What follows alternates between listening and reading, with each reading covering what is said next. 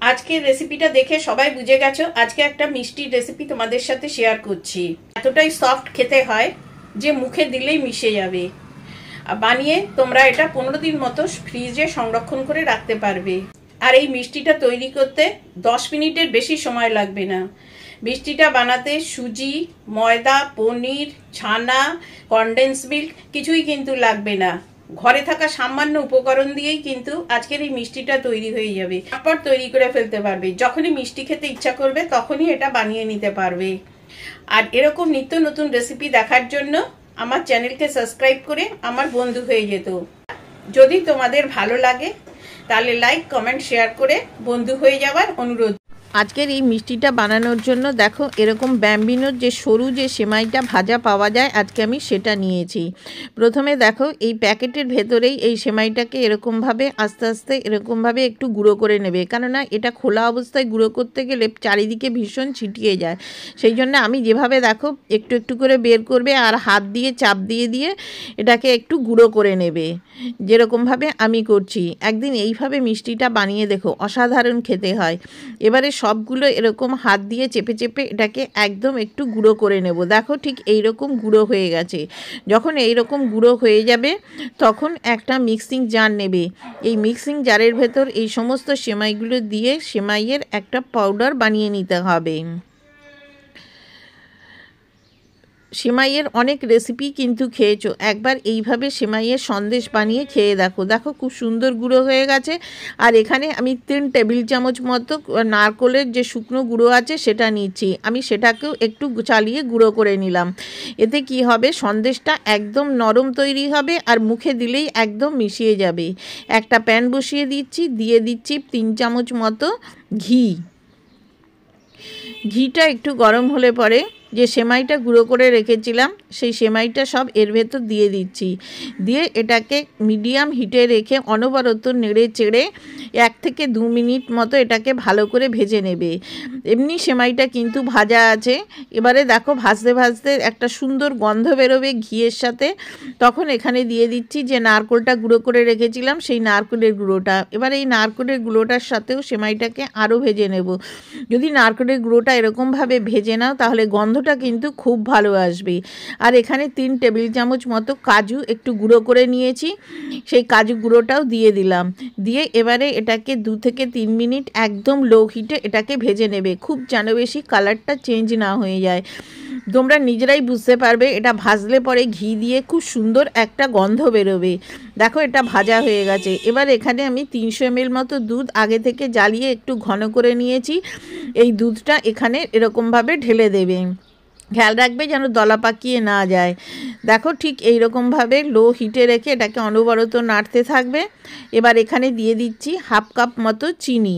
মিষ্টিটা যদি তোমরা একটু বেশি পছন্দ করো তাহলে আর একটু বেশিও দিতে পারো।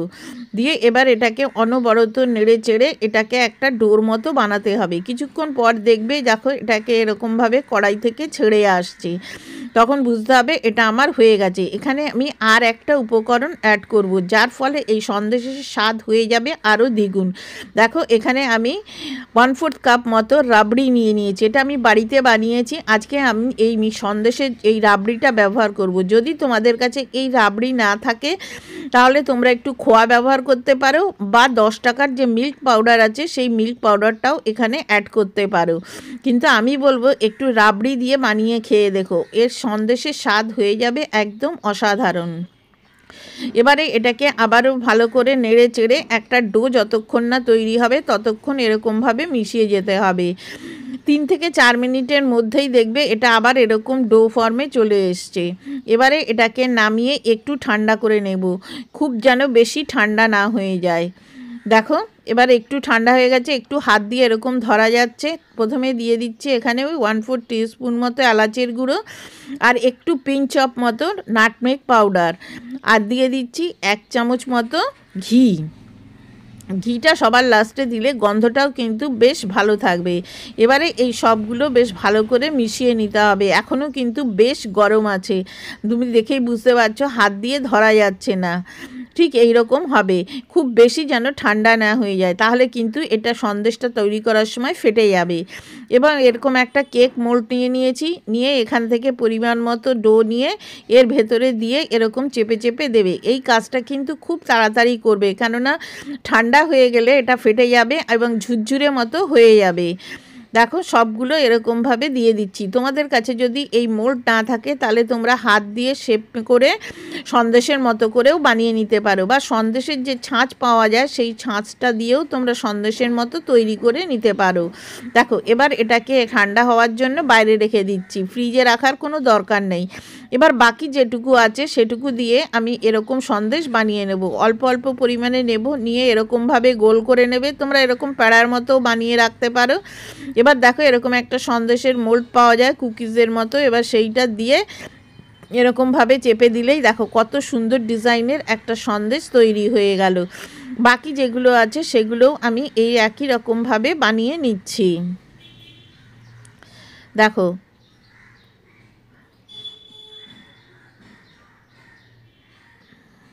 সবগুলো আমার তৈরি হয়ে গেছে।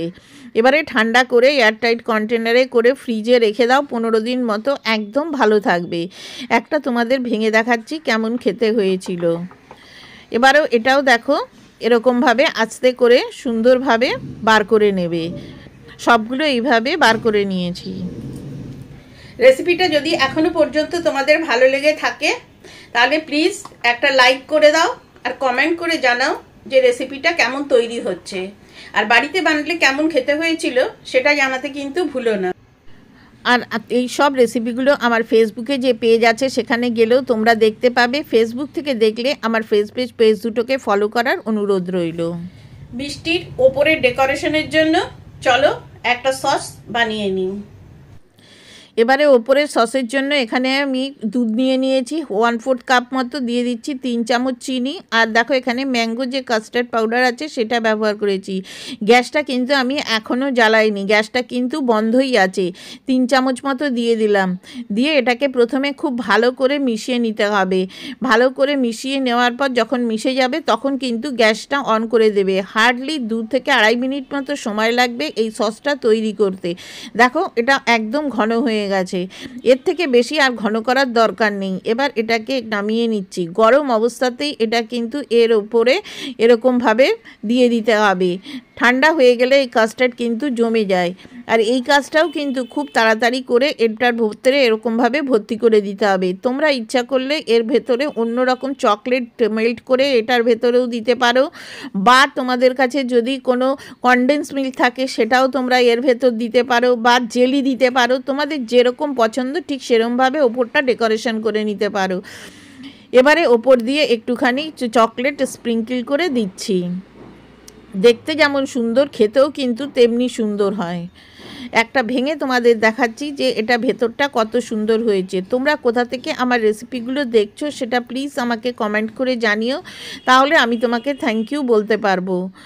অনেকেই কিন্তু আমার রেসিপিগুলো দেখো কিন্তু একটা লাইক কমেন্ট করো না। তোমাদের কাছে বিশেষ অনুরোধ, একটা লাইক কমেন্ট করে আমাকে অনুপ্রেরণা দিও, যাতে আমি আরও এরকম নতুন নতুন রেসিপি তোমাদের সাথে শেয়ার করতে পারি। দেখো কত সুন্দর দেখতে হয়েছে আর খেতেও তেমনি সুন্দর। রেসিপিটা যদি ভালো লেগে থাকে লাইক কমেন্ট শেয়ার করে বন্ধু হয়ে যাওয়ার অনুরোধ রইল। Thank you.